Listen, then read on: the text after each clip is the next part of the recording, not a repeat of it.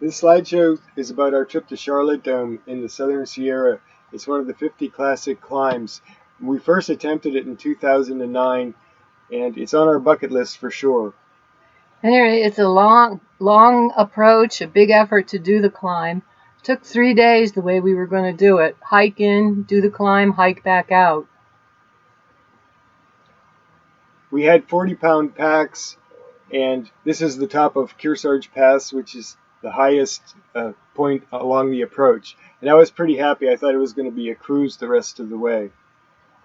Well, it was a long cruise downhill. Unfortunately, we had to do a lot of bushwhacking as we got closer to the dome. And we got to camp. This is our camp at the base. We're totally whacked, and it took us longer than expected, but it was a pretty little camp. Yeah, and we also had ultralight backpacking gear, which wasn't the warmest, and it was late September, so we got kind of cold that night and didn't sleep very well. Didn't sleep at all. Well, a little bit, maybe. And here I am headed across the slabs to the base of the climb. And we had gotten up late, so we weren't really very enthusiastic about doing it. We had a sinking feeling. So we decided to head on back. We just hiked back out the next day. There's Debbie doing some bushwhacking on the way back out.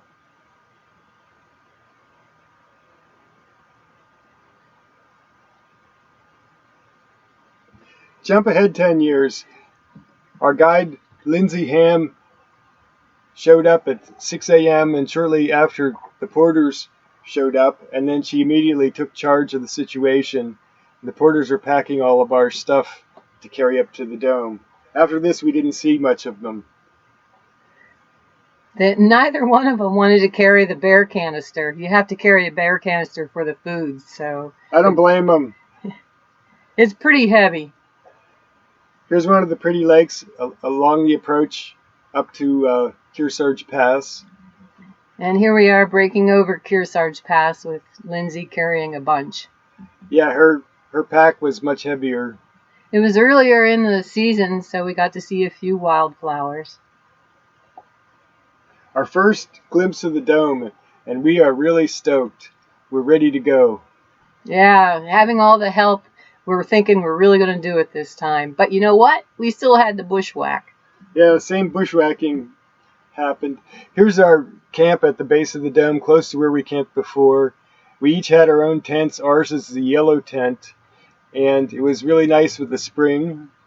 And so we set up, had a nice dinner, relaxed, and slept well that night. The guide got us up early in the morning. We had headlamps on, and here we are headed across the slabs towards the base. We are really excited. You can tell the enthusiasm, you can feel it. Yep, we just felt with Lindsay there at the helm, we were going to make it. So we started roping up at about 6:45. And here I am belaying the first pitch, and our guide is up ahead. She was quick. She climbs really hard, so this was really easy for her, and she cruised right up. Here's one of the belay stations. This is a transition, and we had 13 stations, so 13 transitions like this. Debbie and the guide are getting the ropes sorted out. One of the other hard things about this climb is the route finding. There's so many ways to go, it's hard to find the easiest. And if you get off route, it can get really hard, really fast. She's looking up and shielding her eyes. This is one of the famous pitches, actually the crux pitch on the climb, the slot.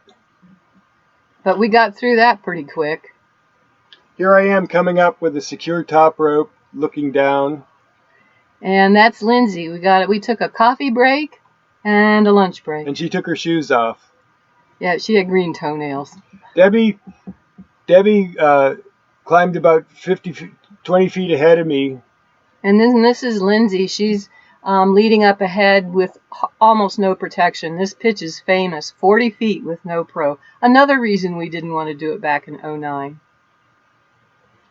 And here I am coming up another section of the climb, looking down towards Bub's Creek, and you can see the slabs.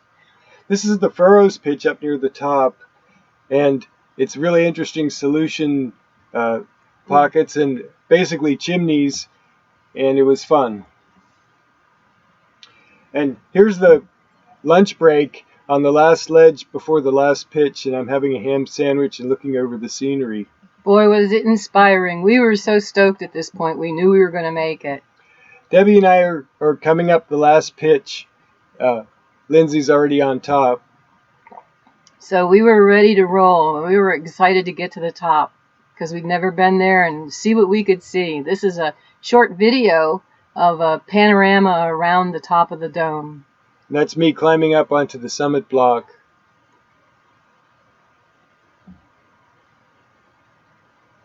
The scenery there was just beautiful. The weather held off.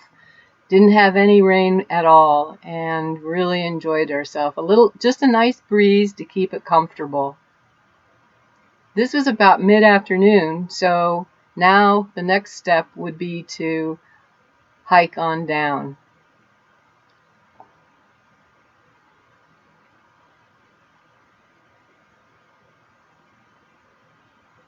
Debbie and I are on the summit block, and you can see the sense of accomplishment.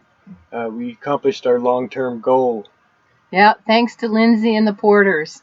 We had a great time. The descent involves some tailless and some slabs, and it's hard on the knees. Here's Debbie working on some of the tailless. But we got down, enjoyed a fine dinner, and next morning Lindsay got us up early again. Yep, she got us up, and there's our last view of the dome. And it was an absolutely wonderful trip. Doesn't get any better than this. Hope you enjoyed our movie.